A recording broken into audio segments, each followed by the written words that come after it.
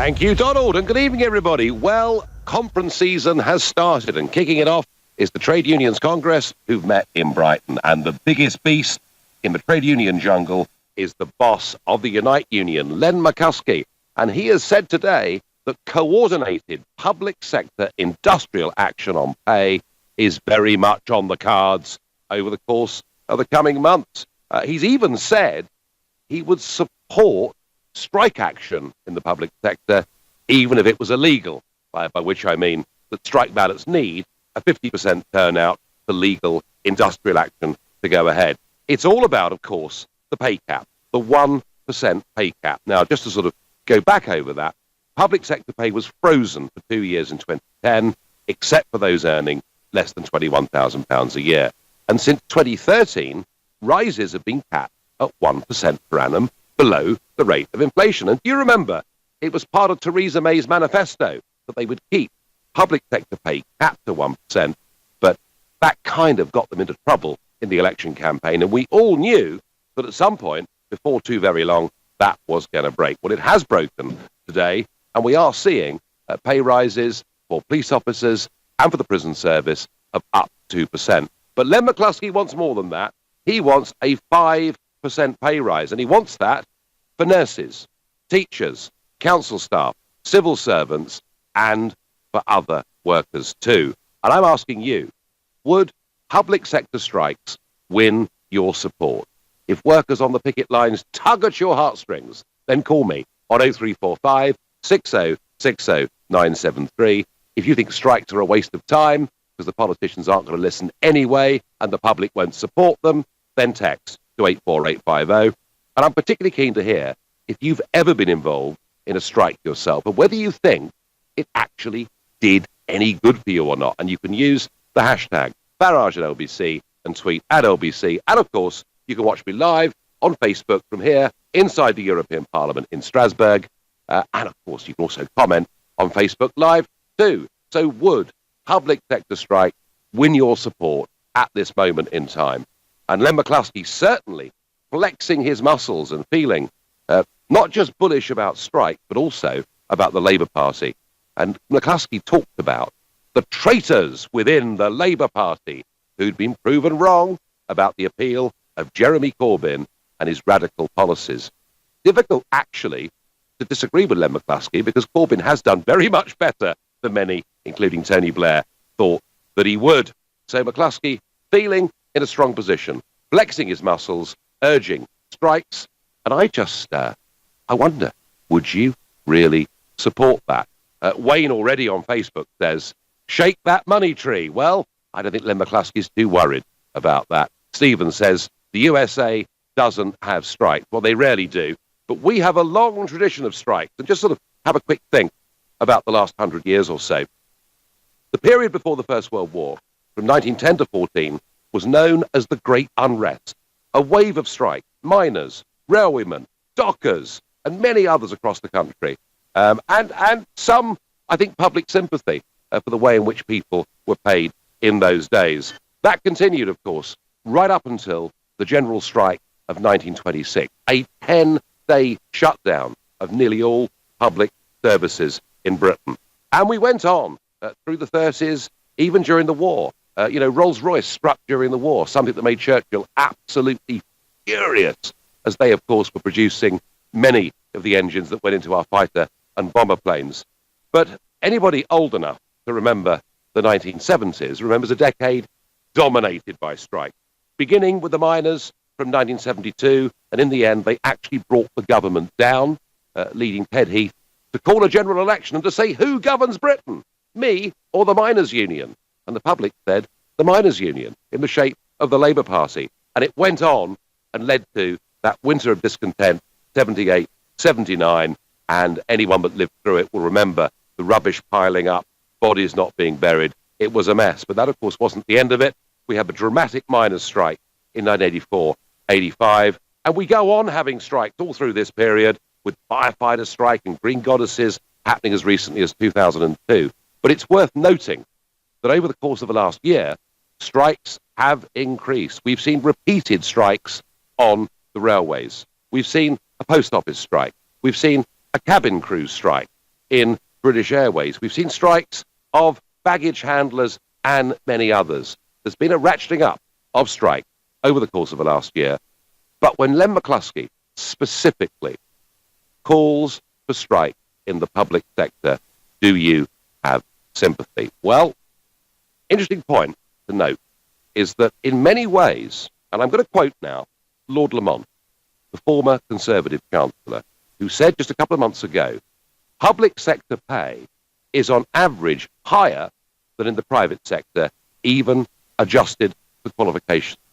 So there is a feeling out there that whilst it's pretty tough for many public sector workers who have been stuck with a 1% pay rise over the course of the last few years, there are many in the private sector who've seen their wages fall or not increase for 10 or in some case even 15 years. And my view is I never thought actually that this pay cap could go on forever.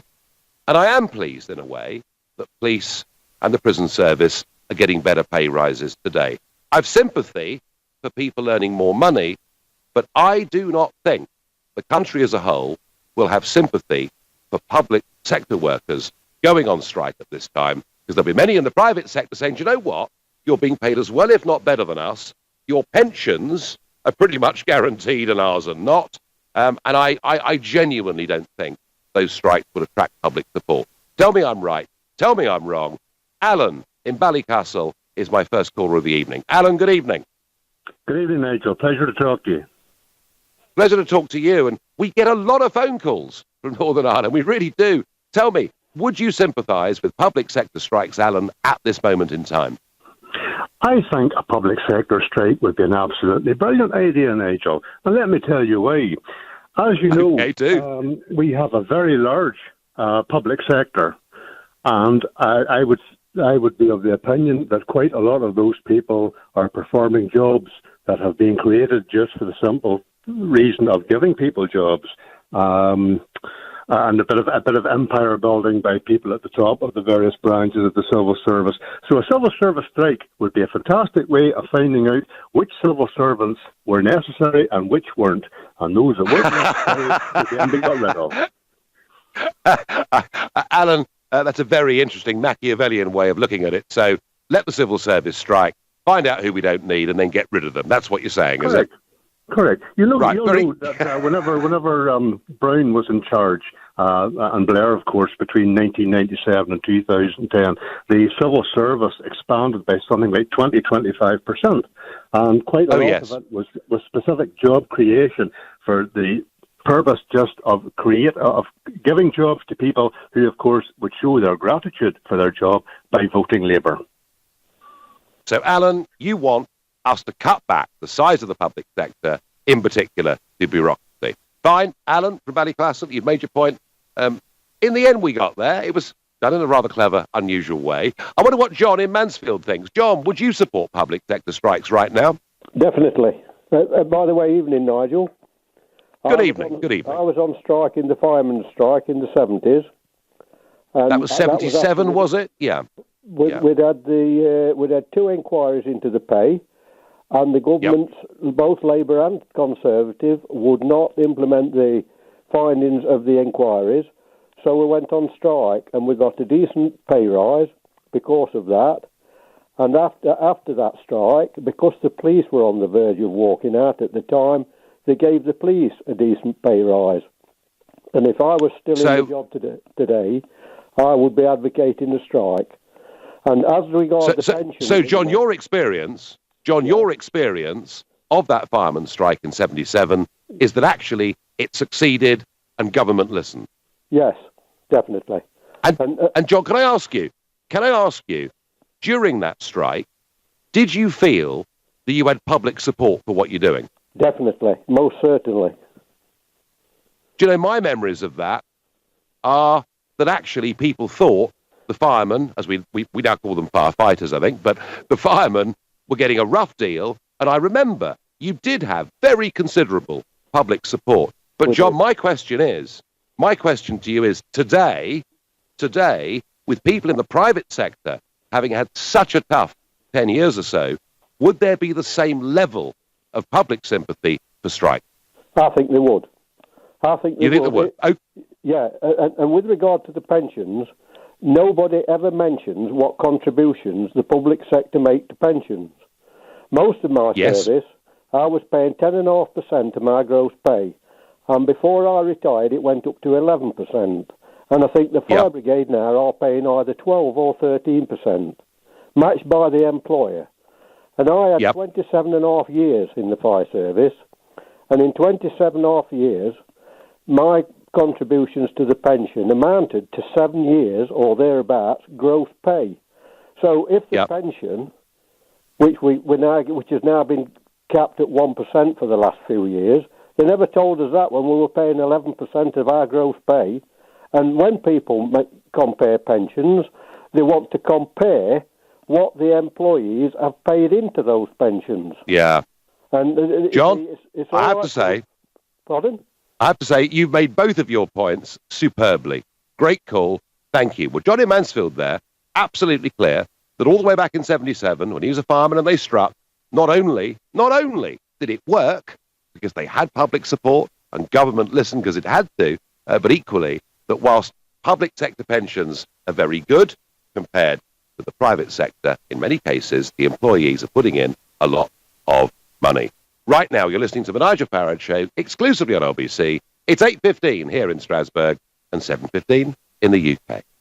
Nick Ferrari at breakfast on LBC. The leader of the Lib Dem party, Sir Vince Cable, who's in the studio here. Foreign Secretary Boris Johnson will fly to the Caribbean. Some are suggesting that the response has been too slow. The Dutch and the French, I think, have taken it more seriously. They've sent Macron, they've sent the Dutch king. So they send Macron and the Dutch king. And we send Boris. Yes, it says it's everything you need to say about it. But in a practical level, we had a ship in the area in anticipation of the hurricane. So we weren't completely unprepared, and the British are doing some useful things, but it's dwarfed by what the French and even the Dutch have been doing. Nick Ferrari at breakfast. With Hampton by Hilton. Book direct for the lowest price. Every weekday morning from 7, only on LBC. Block management. It's a doddle, isn't it? I mean, once you've got budget approval, all you need to do is your service charge invoices, health and safety regulations paperwork, do the cleaning, the gardening, general maintenance, sort out site inspections, arrange contracts, insurance, emergency representation. Yes, block management. Such a doddle. Save time and money and cut down on the stress. For complete block management solutions, just call ABC Estates. ABC will take care of all your day-to-day management, leaving you as happy as Larry. For complete block management solutions, see abcestates.co.uk or call 0800 888 6688. Moving house, nightmare. I need a plasterer, plumber, electrician, builder, painter, locksmith, gardener, and somebody to move my valuables, the drinks trolley. Relax. It's Trust a Trader. They have all the tradespeople you can think of, reputable and reviewed, so you always get a job well done. Well done me, I say, for getting it all sorted. I shall reward myself with a cheeky tipple from the trolley. Chin chin, pass me the gin. Visit trustatrader.com. Trustatrader.com. Hi, I was hoping to get a price on selling my car. Online, they offered me £3,000. OK, how about £4,000? What? Really? Brilliant. Yeah, great news. We buy any car too, but we pay £1,000 more. We call that one of life's small victories. Bring Vauxhall a quote from the leading online car buyer and we'll beat it by £1,000 when you trade in your old car for a brand new Vauxhall. Search Vauxhall Buy Any Car. Vauxhall.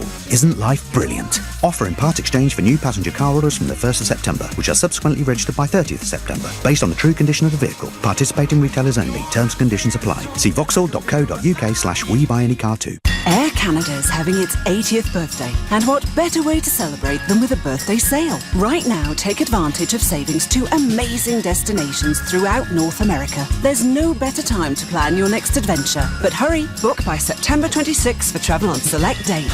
Visit aircanada.com or call your travel agent. Come to Galliard Homes for brand new London apartments from £225,000 with estimated yields of up to 5.8%. Westgate House is superbly located just a 6-minute walk to the tube that has you in the West End in 21 minutes, which is roughly the same time it'll take you to drive to Heathrow. There are exclusive on-site facilities such as a private health club, screening room and 24-hour concierge. To buy in London from £225,000, Come to Westgate House, Westgate, London, W5 1YY from 5 p.m. on Friday the 15th until 5 p.m. on Sunday the 17th of September. Call 0203 770 6300 or visit galliardhomes.com. That's galliardhomes.com. This is LBC, live from Strasbourg, the Nigel Farage Show. Call 0345 6060 973. Text 84850. Tweet at LBC using the hashtag Farage on LBC. The leader of Britain's biggest trade union, Unite, Len McCluskey, known as Red Len to some, has said that industrial action in the public sector is very much on the cards. He would support strike, even illegal strike, over the coming month until public sector workers get a 5% pay increase. And this on the day when the government breaks its own manifesto pledge and pays prison officers and police workers up to 2% more. And we've talked a little bit about the history of strikes. So we had a caller, John from Mansfield, who said that in 77 he was a fireman, he struck, there was great public support for the firemen of the day, and they won, and they got a much better deal. But in today's environment, would public sector strike win your support? Now, I'm keen, obviously, for you to ring me on 0345 6060 973, to text me on 84850, to tweet using the hashtag Farage and LBC, at LBC, to comment on Facebook. But equally, I've also, just a few minutes ago, opened up a Twitter poll. Would a public sector strike win over your support? Yes or no? At Nigel_Farage or at LBC. So far, 1,000 of you in the last few minutes are playing the game, and at the moment, it's 37% that would support public sector strike and 63% that wouldn't. But, you know, on text I get from Linda, bring on the strikes. Nigel, instead of raising wages, how about the government stop pumping up house prices with quantitative easing and low rates and kill buy-to-let? Perhaps then the nurses and the like can buy a house. Craig, that may well be right, but unwinding the effects of QE would take years. What Len McCluskey is saying is they want action right now. There would be no public sector strike if wages went up the same as members of Parliament. So much for fairness. But it's difficult, actually, for me to disagree with that. My next caller with a view on this is going to be Tony in Whitechapel. Good evening. Wow, the man, the myth, the legend, the one and only, Nigel Farage. What's happening? Well, what's happening, Tony, is the leader of our biggest trade union is calling for widespread strikes. And I'm asking you, would you support that? Well, like the government, they're full of guff, Nigel, and the referendum showed that. Let's look at 3 quick questions. Which way did the workers vote, really? The poor people, the workers, they voted to leave, right? When you look do you know what, Tony? Do you know what, Tony? Just let me get this out, otherwise I forget what I'm going to say. Go on. Which way did they vote? Remain? They voted to... Yeah. Yep. Which way did the unions vote? The union leaders... Well, they voted the union... to stay, Yeah. The union leaders voted to stay, but many of the union members voted to leave.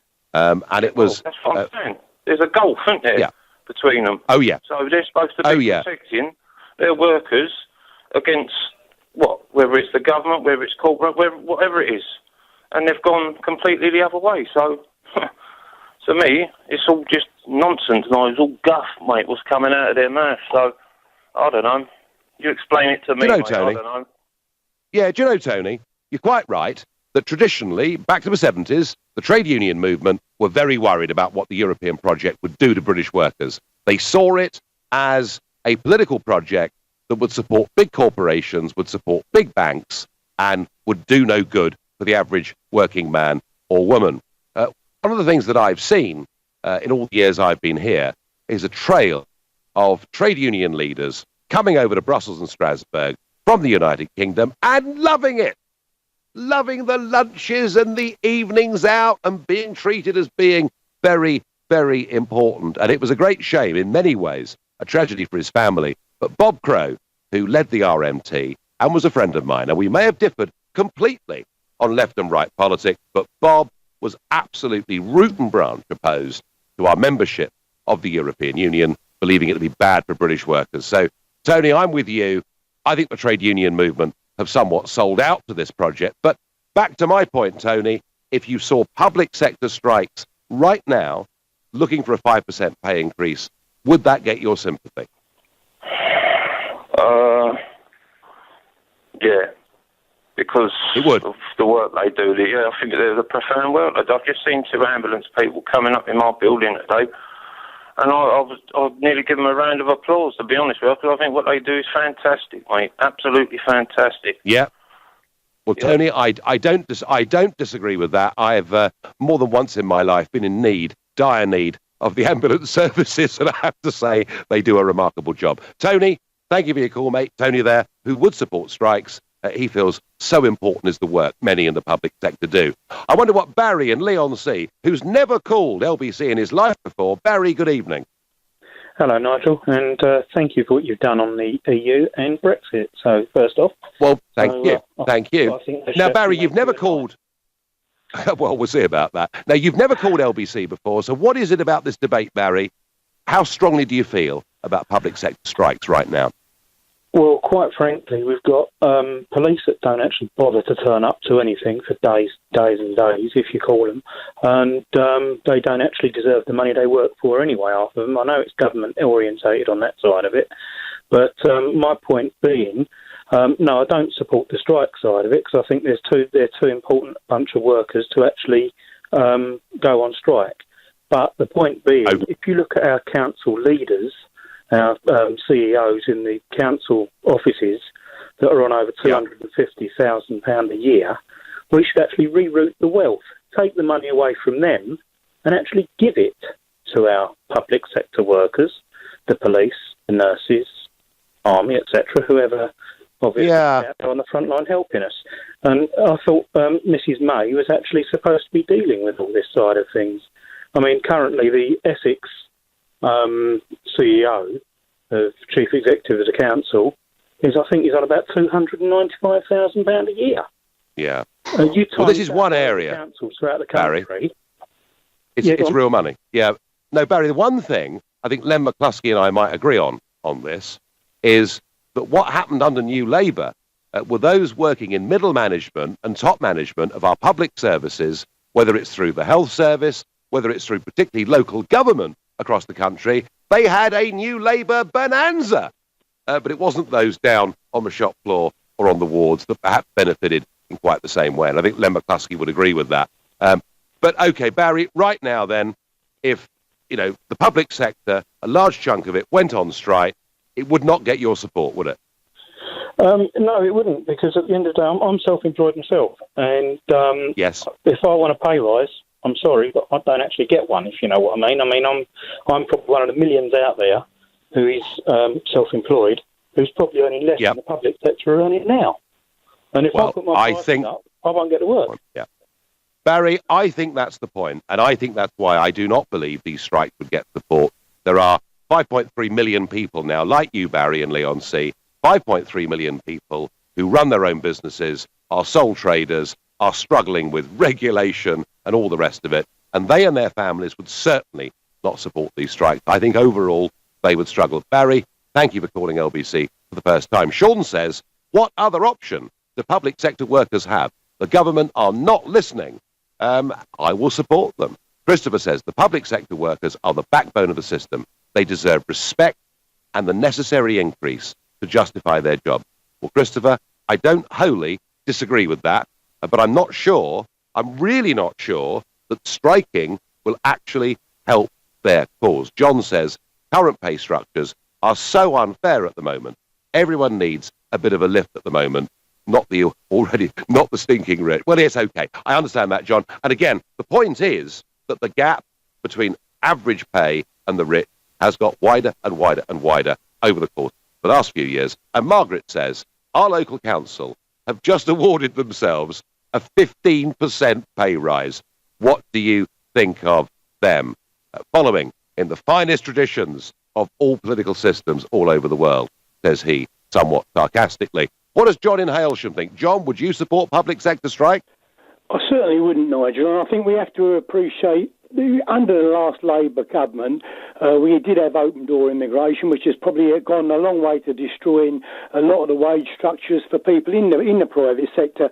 And I think we have to also consider last year we had roughly a 4% increase in council tax. Obviously, if public sector workers receive a 5% increase, no doubt it will be reflected on a 5% increase again on our council tax. So anyone who's not in the public sector who won't be getting the 5%, well, obviously is going to be seriously disadvantaged there, aren't they? Well, you're right, and actually, just to give you some sort of fact on this, you look at seasonally adjusted average weekly earnings for regular pay in the public sector, it was £506 a week in April of this year, compared to £464 in the private sector. And the argument would go, you've got a great deal more job security in the public sector than you do in the private sector, and a much more reliable pension at the end of it, even though you may have to contribute a fair bit for it. So, John, I think, and I think one thing I'm seeing tonight, but I feel in general, I think there is overall terrific support for people who do great work in our public services. And I think, when the Tories said they would stick to the 1% pay cap, generally that got pretty much derided on day one. And we absolutely knew if they could form a government, that'd get broken. And we saw the beginnings of that today. So, John, there is sympathy for people earning a bit more, but I do not believe there is sympathy for them going on strike. Do you feel, John, a wave of strikes might be coming? I think they may well be, but like I'm saying, I don't think they would get much public support. Obviously, we only got to look at the recent rail strikes we had. There was certainly no public support there. And I think if, obviously, everyone wants a pay rise, don't they? But someone's got to pay for it every time. No, absolutely. Absolutely. Thank you. Very keen to hear also from many women that have been on strike, whether they think that worked or not. You're listening to the Nigel Farage Show here on LBC. It's 8:30 in Strasbourg, 7:30 in the UK. Time for the news with Thomas Watts. Union leaders say lifting the 1% pay rise cap for some public sector workers isn't enough. Police officers will see their salaries increase by 2%, while prison officers will get a 1.7% boost. Toyota says uncertainty over Brexit could jeopardise its future investment in the UK. A senior executive says any lack of clarity could leave a big question mark over the car firm's future spending in Britain. In the last few minutes, Crystal Palace has announced Roy Hodgson will be its new manager, and the first named storm of the season's on the way. As much of the UK braces itself for strong winds, Storm Aileen is expected to be worst over the north and west. LBC weather wet and very windy with the storm for all but northern Scotland tonight, a low of 12 degrees. LBC travel in East London. The A13 is very slow eastbound. It's down to one lane at the Beckton roundabout because the car has broken down. In central London, Oxford Street remains closed in both directions between Bond Street Station and Duke Street for accident investigation work. A building fire means Kensington Park Road is closed from Westbourne Park Road to Elgin Crescent, while Fulham Broadway is closed because of tonight's Chelsea football match at Stamford Bridge. In Greater Manchester, the M6 is shut southbound between Junction 26 at the Oral interchange and Junction 25 Bryn for accident investigation work. There are queues back to Junction 27 Standish, and on the M61 it's queuing southbound from Junction 4 at Walkden to Junction 2 following an accident earlier on. LBC Travel, I'm Andy Ivy. This is LBC. Name something you'll find at home that has the greatest value. Heirlooms, teddy, lucky underpants. Oh, love letters. Sweet, but no. The answer is unlimited fibre broadband from Vodafone. No line rental fees, download and stream as much as you want for 18 months, a one-off £9.95 delivery fee, all for just £20 a month. Oh. The UK's lowest priced unlimited fibre broadband by Vodafone, available until the 9th of October. Vodafone, power to you. 18-month agreement subject to credit check and availability. Full terms at vodafone.co.uk/broadband. After a long day at work, there's nothing Mark likes more than cooking a stir-fry. What he doesn't like is Gaz and Lecky getting out of control. So Mark's had a smart meter installed. Now he's able to see exactly how much energy he's using in pounds and pence and stir-fry to his heart's content. Only your energy supplier can carry out your smart meter installation, so contact them today. Hi, I was hoping to get a price on selling my car. Online, they offered me £3,000. OK, how about £4,000? What? Really? Brilliant. Yeah, great news. We buy any car too, but we pay £1,000 more. We call that one of life's small victories. Bring Vauxhall a quote from the leading online car buyer and we'll beat it by £1,000 when you trade in your old car for a brand new Vauxhall. Search Vauxhall Buy Any Car. Vauxhall. Isn't life brilliant? Offer in part exchange for new passenger car orders from the 1st of September, which are subsequently registered by 30th of September, based on the true condition of the vehicle. Participating retailers only. Terms and conditions apply. See vauxhall.co.uk/WeBuyAnyCar2. Moving house. Nightmare. I need a plasterer, plumber, electrician, builder, painter, locksmith, gardener, and somebody to move my valuables, the drinks trolley. Relax, relax. It's Trust a Trader. They have all the tradespeople you can think of, reputable and reviewed, so you always get a job well done.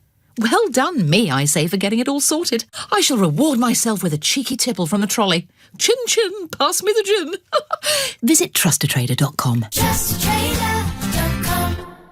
Air Canada's having its 80th birthday, and what better way to celebrate than with a birthday sale? Right now, take advantage of savings to amazing destinations throughout North America. There's no better time to plan your next adventure. But hurry, book by September 26 for travel on select dates. Visit aircanada.com or call your travel agent. This is LBC, live from Strasbourg, the Nigel Farage Show. Call 0345 6060 973. Text 84850. Tweet at LBC using the hashtag Farage on LBC. As trade union giant Len McCluskey calls for industrial action over the course of the next few months to boost public sector pay by 5%, I'm asking you, would such strikes in the public sector win your support and approval? And you're calling the number and you're texting. And there's also the Twitter poll. You can play the game on the Twitter poll by going to @Nigel_Farage and @LBC. Would you support public sector strikes? And I'll read out the result before the top of the hour. Now, anyone listening this morning to the news, particularly the business news, would have heard that inflation has risen to 2.9%. Yet more doom and gloom. Indeed, if you listen to the BBC, you would think our economy is falling off the edge of a cliff and disaster is overtaking our nation because of Brexit.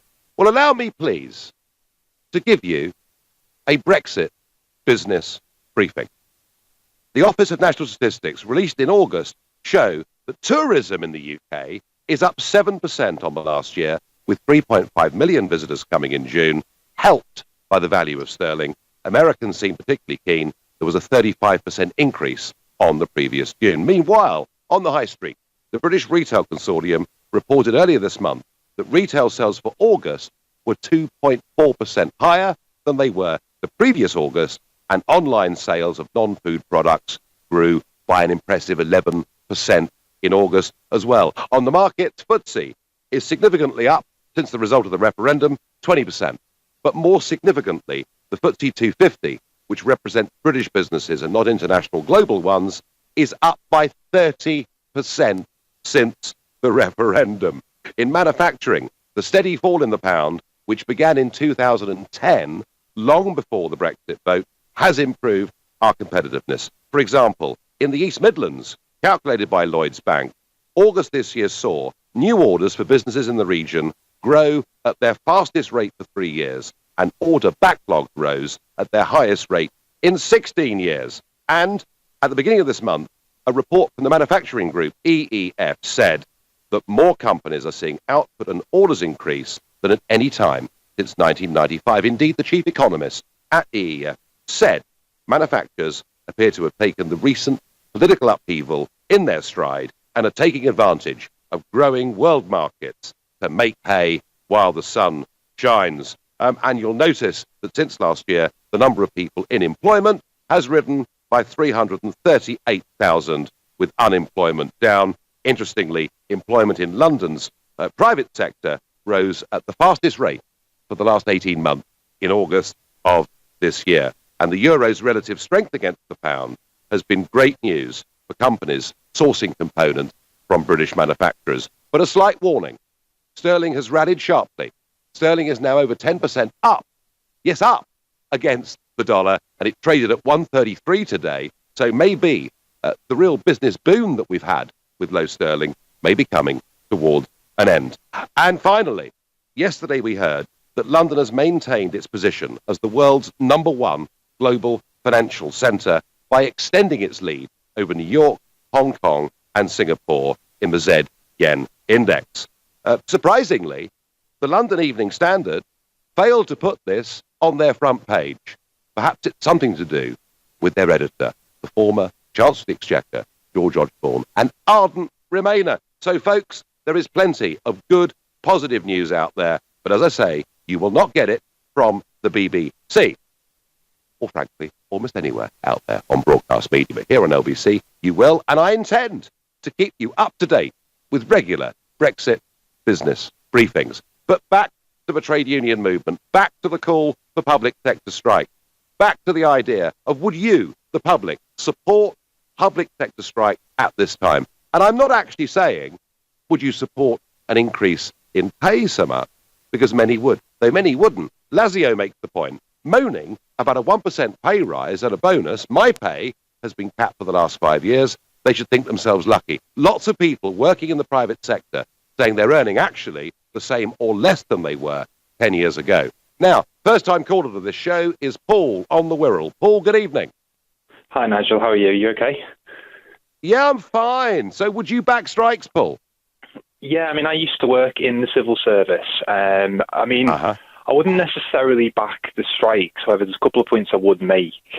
First point would be, with the pay cap over the last, obviously, sort of 4 years where it's been frozen for lower paid workers, and obviously George Osborne's introduction of the national living wage, the actual wage differential now between civil servants, especially at the lower end, and other sectors of the economy has actually narrowed a lot. So I think actually when you actually raise the minimum wage and the living wage, it's going to have a knock-on effect.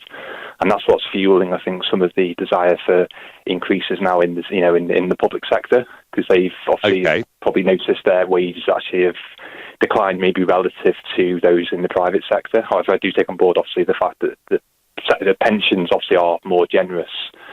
And Paul, also, job security is better too, isn't it? It is. However, I mean, there is obviously austerity isn't just in the public sector at the moment. It's not necessarily just about capping on wages. There is actually, HMRC. There is actually a proposed reduction in staff numbers, and obviously you may have heard they're looking to consolidate a lot of regional offices now into these new super centres. They're trying to basically fit X amount of people into a much smaller building. It's there is going to be job losses. Obviously, they've said it's going to be through natural wastage, etc., etc. However, I think the union has said there's more than likely there's going to be redundancies. So it's not necessarily as, there is a bit of a myth sometimes of public sector job is a job for life. However, I'm not necessarily sure that's the case at the moment. I will just add second point quickly. We talked about sort of the lower paid end of the civil service public sector, and I think there is a case for them to get a pay rise. I'm not necessarily sure that justifies a strike. Look at the higher end though of the public sector. I mean, for example, HMRC, there was former head Lynn Homer, named by the Mail as Dame Disaster. I think it'd be fair. I remember. She's got a mixed track record. Yeah, she was getting a bonus of X amount each year. And then I think when you're a civil servant and you see somebody like that getting a pay rise, taking the work that other people do, you start to think, well, why aren't we getting a pay rise? But for people on average wages, Paul, in the public sector, and you've been there, do you think a pay rise of up to 5% is justified? I'm not sure about the 5%. I mean, is that what Len McCluskey is called for? Well, that's what Len McCluskey is calling for, And I have to say, I think given the fact we're still running at a huge deficit, I think that call is over the top. But I think, Paul, the general feeling that, after years of being kept at 1%, a little bit of a pay increase, bit of a morale boost would be a good thing. I think that has generally a fair bit of support. But, Paul, I genuinely don't think that if our public services go on prolonged strike action, they're going to win public sympathy. Do you? I think a strike is probably it should be the last resort. I think, there should be negotiation first. Yeah. If they could go for something maybe 2%, 1%, something to show. Yeah. It's been a freeze in real terms over the last 5 years.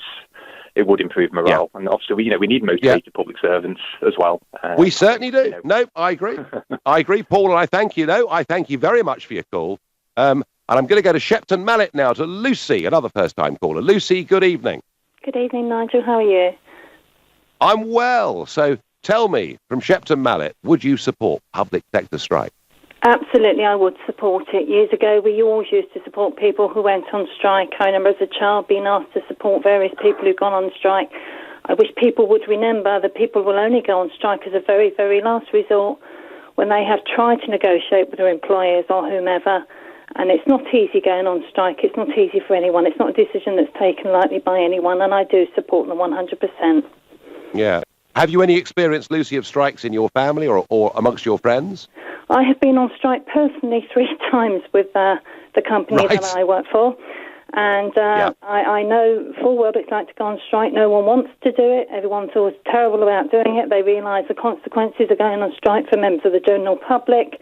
But as I say, it really is a last resort when you've come to the bitter end of negotiations and you're not going anywhere. I have to say, I don't think at the end of the day it really achieves anything for anyone.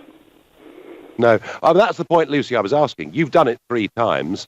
Have you, as a result of all that, been better off or not? Not particularly, no. Not particularly. I don't think it really, as I say, it's not really nobody wins. The company you're working for has a reputation damage. You don't really achieve anything. You lose money by going on strike, and at the end of the day, I think the consequences in the end are still the same. The company will do whatever they want. Yeah, well, probably overall true. Lucy, thank you. In a minute, I will talk about some of my thoughts about strikes that I've seen in my lifetime and the effect that they've had. Right now, though, you're listening to the Nigel Farage Show exclusively on LBC. It's 8:45 here in Strasbourg and 7:45 in London. Coming up at 8 on LBC, Clive Bull. Jeremy Corbyn has blamed greedy bosses for using technology to pay people less and make workers' lives miserable. Is he right about the gig economy? Clive Bull on LBC. It's time to celebrate. The BT Mobile free data giveaway is here, with up to 6 gig of free extra data on a range of SIMs and smartphones. So there's a plan out there for everyone. Our free data giveaway. It's only on until the 21st of September, so search BT Mobile today. Be there. BT. Restrictions apply. See details. Excludes businesses. New BT Mobile customers only. Subject to credit status. Terms apply. There's no need to scream and shout. If there's a U-bend that needs straightening out, there's a local hero for that. If your lights are leaving you in the dark, there's no need for a rude remark. There's a local hero for that. Whether it's plumbing, heating, drains or electrics, we've got a local tradesman who can help. There's no call-out charge and all work comes with a 12-month British Gas guarantee. Book online now. There's a local hero for that. Localheroes.com. Selco Builders Warehouse proudly presents Selco's Deal of the Week. We've got it at Selco. Selco, it's where the trade goes. Get down to your nearest Selco this week and get a 200 by 100mm 2.4 metre treated sleeper for only £13.99 ex VAT. But hurry, this offer ends 17th of September. Find your nearest branch at selcobw.com. We've got it at Selco. Selco, it's where the trade goes. Come to Galliard Homes for brand new London apartments from £225,000 with estimated yields of up to 5.8%. Westgate House is superbly located, just a 6-minute walk to the Tube that has you in the West End in 21 minutes, which is roughly the same time it will take you to drive to Heathrow. There are exclusive on-site facilities, such as a private health club, screening room and 24-hour concierge. To buy in London from £225,000, come to Westgate House, Westgate, London W5 1YY, from 5 p.m. on Friday the 15th until 5 p.m. on Sunday the 17th of September. Call 0203 770 6300 or visit galliardhomes.com. That's galliardhomes.com. Here are the swallows, gathering to make the journey to Africa and glorious sunshine. And here's the Jones family, gathering at number 37, about to go into hibernation. Let's hope their boiler's in good shape, or it could be a miserable winter. At Swale Heating, our expert engineers can install an A-rated Worcester Bosch boiler, which comes with a warranty of up to 10 years and a year's free cover for the whole central heating system, subject to survey. For a quote, visit swaleheating.com. Rely on us to keep you warm. This is LBC, live from Strasbourg. The Nigel Farage Show. Call 0345 6060 973. Text 84850. Tweet at LBC using the hashtag Farage on LBC. I'm asking you, would you support public sector strike at this moment in time as the leader of Britain's biggest union, Len McCluskey, calls on industrial action to try and get a 5% pay increase for people in the public sector? And that question you're texting and tweeting, but we're also having a Twitter poll on this. As I said earlier, I'm simply asking, would you support public sector strike? And that poll closes at 5 to 8. So if you want to get involved, get there quickly. You can go to @Nigel_Farage and @LBC, and I'll give you the result at the end of the show. Thousands of you are voting on it as we speak. My experience of strike, the one that I felt the most strongly about, was the National Union of Mine Workers strike, led by Arthur Scargill in 1984. I took the view that he was a Marxist, that he wanted to bring down effectively Western civilization. I thought he was a very dangerous man. I thought he had to be beaten. He said the government will close down our industry completely. And he was beaten. And he was beaten partly because in Nottinghamshire, the Union of Democratic Mine Workers broke away under a man called Roy Link. They broke away because they too felt that the Scargill strike was simply too political. They broke away. They had suffered terrible abuse in many of their communities. They then went on to break every coal target production record that had ever been seen in this country. And yet, in 91-92, John Major and Michael Heseltine closed down all of those pits. And I felt desperately sorry for those people who'd broken away and done the right thing. And the Conservatives who effectively have closed all those pits because we were buying subsidised Polish coal, I thought was awful. Also made me think, maybe, just maybe, Arthur Scargill had been right all along. So I do have sympathy, for trade unions that are trying to do the right thing. I don't have sympathy for trade unions who would do this for simply political reasons. John is calling me from Stoke-on-Trent. John, good evening. Hello, Nigel. How are you? I'm well. You're on LBC, John. You've not called us before. No, not at all. We like a mixture of first-time callers and people who've been on before. But John, what motivated you to call the number tonight? So I've been working in an industry that's probably not got the best reputation ever. Don't judge me, I'm a recruitment consultant. And they're even more unpopular. They're even more unpopular than MEPs, John. I mean, this is serious, you know. I know that very well. And despite popular opinion, it's not all fast cars, high wages, and Friday nights in the pub. It's actually very, very hard work. I get to work at sort of 8:30, 8 o'clock in the morning. I rarely leave before 7. My annual salary has not risen since, for about 5-6 years now. And at the end of the day, I did vote to leave the European Union, and I know a lot of things that are happening in this current economy, austerity and all that kind of thing, but we're all in this together, guys. And I think at the end of the day, my wages haven't risen. My pension, my company gives me 2%, which is paltry. Whereas, public sector, they get a hell of a lot more than that, and, they match it themselves. And in real terms, they're earning a hell of a lot more than what we are. And I just don't think it's fair. No, well, I think that is an opinion, John, that is pretty widely held. And when you say we're all in this together, well, that's what Osborne and Cameron said, and I'm not sure people quite believe that anymore. They look at the pay rises for MPs. We saw a local council awarding themselves big pay rises. And I think, John, generally, there's a feeling that we're not all in this together. But I think the points you make about, public-private sector, I think they're very good ones. John, I thank you very much indeed for your call. Good evening, Nigel. I think public sector strikes are political. The unions are just trying to frustrate the government by being disruptive, says BB. The public sector pay freeze can be traced back to Tony Blair and Gordon Brown's government. As Gordon couldn't understand simple arithmetic, we are now in our present mess, says Richard. Richard, they're referring to the fact that we are running very big budget deficits still every single year. For those striking and don't support Brexit, there are plenty of people in the EU ready to take your jobs. Be careful of what you wish for, says Ollie. No sympathy for the strike because Corbyn is doing it for political gain and trying to stop Brexit.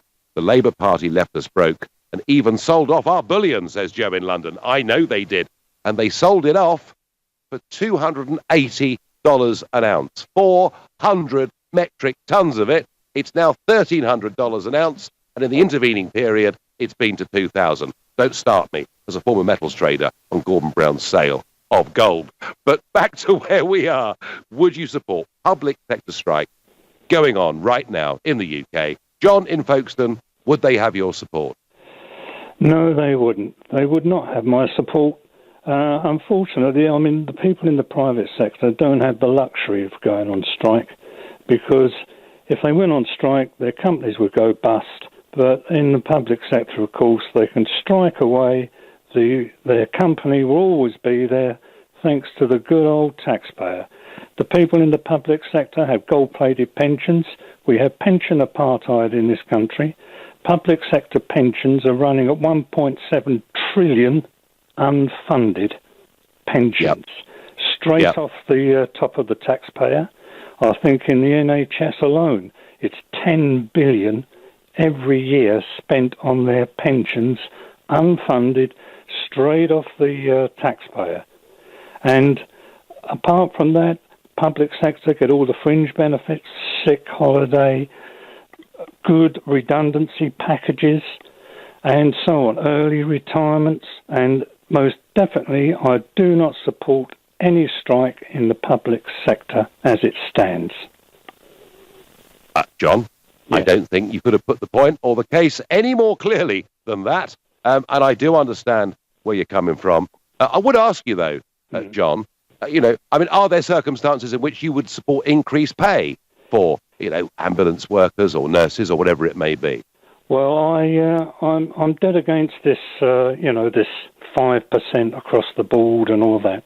I think, if anything, it should be selective, because if they say, 5% across, but that's no good. What we want is, if, let's say, is it a £10 a week for nurses, or, it should be, it's like going back to the 70s, this, isn't it?